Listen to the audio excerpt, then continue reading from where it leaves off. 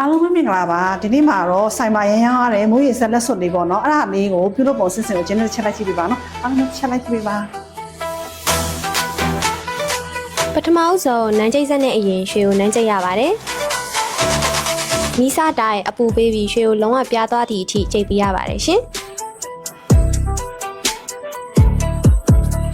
ပြီးရင်တော့ပိုက်လုံးပုံစံရအောင်နန်းဆွဲပါမယ်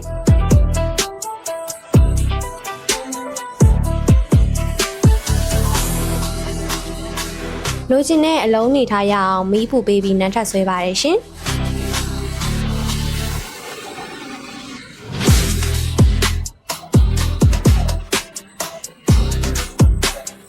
လက်စွပ်အနေထားဖြစ်ဖို့အတွက်အဆင့်အဆင့်နန်းဆွဲခြင်းကိုပြုလုပ်ရပါတယ်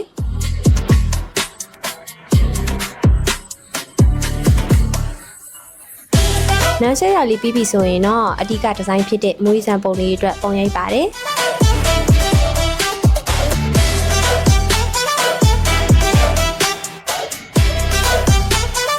ပုံရိုက်ပြီးရင်တော့အချောသက်အောက်ခံပြပိတ်ပါမယ်ရှင်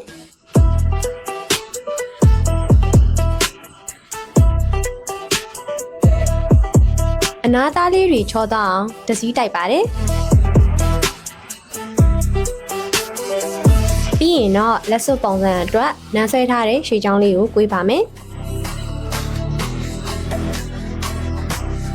လက်စွပ်ပုံစံလေးရလာပြီဆိုရင်တော့မိုးရီဇက်လေးကိုလေးစားပစ်ပြီးတက်လိုက်ပါမယ်